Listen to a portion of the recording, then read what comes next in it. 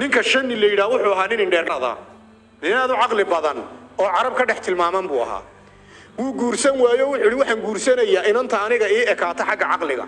inan aniga aqligayga oo kale ilaahay siiyay taa un baan guursanay inan doqon ah lagama yaabo buu inaan guursado ama inan basari ah lagama yaabo inaan guursado buu yiri halka markuu ninkani maray guurkiiba uu guursan waayo nin weyn buu noqday tuulo fog ayuu sahan tagay isagoo inan doonayo inuu soo sahamiyo bal tuulada wax inan oo aqli badan inay ku nooshahay ayaan soo ogaanayaa waa safar dheer baa loo galay habeen loo dhaxayo markuu safarkii sidaa u bilaabay oo mu nin kale tuuladii ku socdo bay wadadii ku kulmeen xageed ku socotaayo waa isla magaaladiiba ay ku socdeen in yar markay socdeen labada niniba daa awr bay fuushan yihiin ayuu shanigani hadlayo ninkii buu la hadlay wuxuu wariyaha buu yiri safarku waa dheer yahay ama iqaad ama aan ku qaado markaasuu ninkii la hadlay shanigan wuxuu yiri warmaad waalan tahay adna awr baad fuushan tahay adna awr baan fuushanahay sidee baa la isku qaadi karnaa laba nin oo awr fuushanaysa isku qaadi karaan buu yiri shani ma hadal uu iska aamusayo uu socday cabaar bay socdeen tuulada markay ku dhow yihiin bay beer arkeen la goynayo si fiican u bislaatay bay arkeen shanigana la hadlay wuxuu ku yiri aniga beerta ma la cunay way baxday miyaa la cunay mise talo wali lama cunin tanaaba ka daran buu taadii hore waad aragtaa inay ku taalo hadda la jaraye waxa la cunay de waa wax inta la cunay saxara noqdee sideedii leedahay ma la cunay soodigan indhaha ku hayay buu maxaa ka khaldaniyo shani wuu iska aamusay uma jawaabin tuulada markay magaaladii ku socdeen sida darafkeegii marayaan ayaa janaasa la sido oo tunka lagu sido la soo aasayo ayaa ku soo baxday shanigana hadlayo wuxuu yiri aniga meydkaasi talo ma nool yahay mise uu dhintay meydka la si aasay xabaasha lagu wadaa miyuu nool yahay buu mise uu dhintay markaasuu dib kula hadli maayo wax aqli laan ku moodayay deeleen waxaan aqli lahayn baata waabad arkaysaaba inuu janaasayo tuurta iyo tunka lagu sido seedii leedahay ma nool yahay ma muu dhintay seedoo oranaysaa buu yiri uu qabsaday uu iska aamusay halka markay magaaladii galeen buu yiri de hadaba maca salaama buu shanigana yiri maca salaama أنا مقالة مالها سنكجري عدنا وإسقى غير بودة جنا حافظي سيبا دقن نكيب أكون دقيقة وحول نعس بدس كهاتي دي أنا عقلي لحينه شرفت عربت شرفت إلى هيد بعيد ديسا هي كرامة دي عرب لقوا يقاني أدي قول غير كي مدينة سوق كوسي دايو أنا حق أدي يقول هذا أنتي مرتجلية ده هيد الراع بويري قولي سيبا يسكر راعين قولي مركي تجين إنهم بالباب كفرتين من كان دالي وهذا عقلي بدن markay albaabkii ka furtay quruux ahaan way u cajabisay laakiin aqli ahaan ayuuna wali ogeyn inantu inta ay la egtahay ama ma miisaamin waxa dhacay markii cabaar ninkii loo goglay qol u fadhiistay ayay odaygii wareysatay oo aba ninkan iyuu ahaa nin waalan oo wadada iska soo raacnay buu haaburi waa nin waalan aqli uu leeyahay laguma oga ninkan saddexda hadal uu igula hadlay waan la yaabay buu aba maxaad ku garatay inuu waalan yahay bay tiri wixii guud aanu awr fuushan isna uu awr fuushan yahay wadadu way dheertay ama ay qaada ma aan ku qaada ninka igu yiri balka warmuna waalayn haddana beer baan ku soo baxno ma la cunay mise wali talo lama cunin nin kale balka beertina uu arkaa meyd la sidoo arko talo muu nool yahay haddana mise uu dhintay buu ku leeyahay waana arkaa inuu la sidoo xawaasha lagu aasayo inantii baa ku tiri aaba ninkani ma waale waa nin aqli badan markuu ku leeyahay may qaadi mise waan ku qaadaa wuxuu u jeeday sheekadu jidkay gaabisaaye sheekay bilow sheeka wanaagsan ee bilow wadada ku socodka ku ilowno ama anigu aan sheeka ku bilaabo saas uu jeeday bay ku tiri waan fahmay markan uu ku leeyahay beerta ma la cunay mise wali lama cunin miyaa la iibsaday buu jeeday bay ku tiri lacagteedii baa la cunay oo waa la kala iibsaday mise wali beeran la iibsanin buu jeeday bay ku tiri markan uu ku leeyahay meydkani muu nool yahay mise wuu dhintay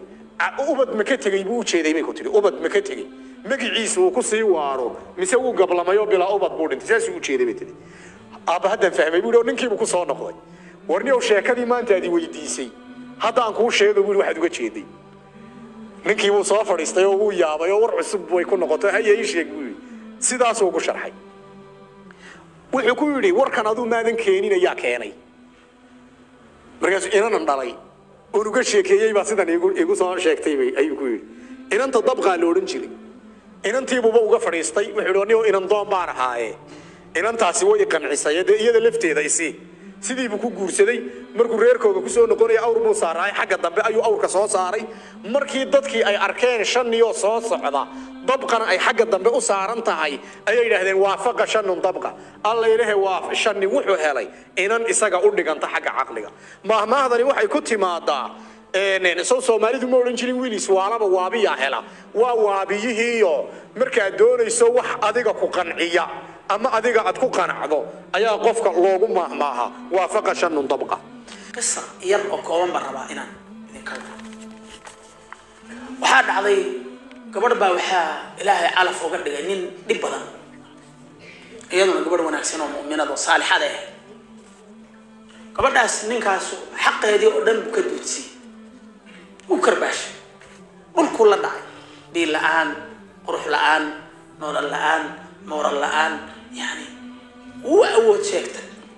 قول لي دحدي سكة ويدا أكبر شرف له كرامة له شونايس هبين كي سقد حيك هذا إلهي بيبرده استعد كو الميسا سيجي ورده أما يسكب مقن وما لها ضد ولا يسكب سو مارت مقالة يسكب قلا أي استعد كو الميسا إلهي بيبرده سبحانه maalintii dambe waxay sabirto ay u sabirtaba waan ku furi buu ku yidhi waafa wiil bay u dhashay iyadoo wiilkii wadatay reerkoodii u tagtay reerkoodii markaa xoogaa waxay ka xumaadeen dawaad garanaysaaye ninkan si ula dhaqmayey iyo dhibku mariyey iyo ilmo isagii ku abtirsanayo gurigii la keenay iyo wixii bay isla akhriyeen aad bay inantii markaa dhibaato kale u dareentay yani ilmihii laguma faraxsana ninkii baa xumaata badan laga tirsanaya nin xidhiidhinaya ma aha iyadoo la nool buu baktiinaya ma iyadoo ka tagtay buu biil siinaya marka dumarku waxay leeyihiin meelo ay ka wada hadlaan FM bay leeyihiin oo gaara waxay yidhahdeen allah yaa iblaayi ku guursan adoon waxba u dhalin baa fiicnayde soo adigan waxa sitaa إلهي بقى كأبوري سبحانه وتعالى إلهي بقى المهسي يهب لمن يشاء وهبة من الله أولاد مرنا بلغ منه مرنا بخسارة معه إبلاي ياكو وعالم العربي ولمن خاصة عالم العربي هدي قبضنا الله فرعيد بدأ ما بقول ستة يضع الموضة تنا وركت بطول ودور كيف يميدوا أو تعسيه خلاص سبحانك يا عظيم أكون مات مد باب السيدتان gabadh mu'minada ahayd ilaahay bariyaysaa ku xidhnay maalintii dambe albaabka la soo qaraac ninkan albaabka qaraacaya waa nin malyandeer waa nin dhaqaale badan leh oo ilaahay siiyey waa nin qurux leh waa nin aqoon leh waa nin sifaadkii yani wanaagsanaa in badan oo kamid ilaahay uu ku ururiyay subxaanahu wa tacaala reerkii buu ku yidhi inan baan idinka fadhiya doonaya أتوما وهبلايه وين أنتي قبل اللي صفره تكي حافظ ويسكوي عليه وحاله وخلديه مقعك خلدنه إن أنت كير بوصعده لكن وين اللي يقانو أن المقع عليه وأن النصب المقع عليه كسوتشيده وأن السدرة نصب كان لنا هاي تذكر نوع في أي نصابته لكن الأنصاب الفاخرة يعني غير لقرنا لو أبترنا أيوه ما يلقون قليلا ملا يعني وهذا علي وحال ما إن هبلاية دو تشيدا تيك يرى كسر ماي هبلاية ده كسير بدو تشيدا تكسر يرى ما يرى بركاس على هبلاية ده نتشيل سوى الله صفر وارهمبو ويل بالو صفر وارهمبو يلا نص على نص صفر ليس كوي على ياب يفعل ما يشاء يفعل ما يريد إلهي عدو دونو شرف يا كرامة سيا منك سيف عمو قبل دوغو سو فريستي والله والله فرحاي حفلة وين بالله قبطي وحو دقالي أما قبل دي ودستي ورهير وقدكتي سيدا ugu qurux badan ee nin uu heerkiisa u dhaqaalay إذا maxay bilowday inay mar labaad sujuuda ku ooydo يعني شكر إلهي سيدو وماموسي إيه أقدر القاضي كي متخير بدن ربو بدل حقيقة وحق أمرك وقصة نصو قالنا قفك مظلوم كأ يقول قد إحدي سلو ظلمي ودب بدريمه وحي ما نهين كرو من الشيء كرو لكن هل كابوا عرضيا ففروا إلى الله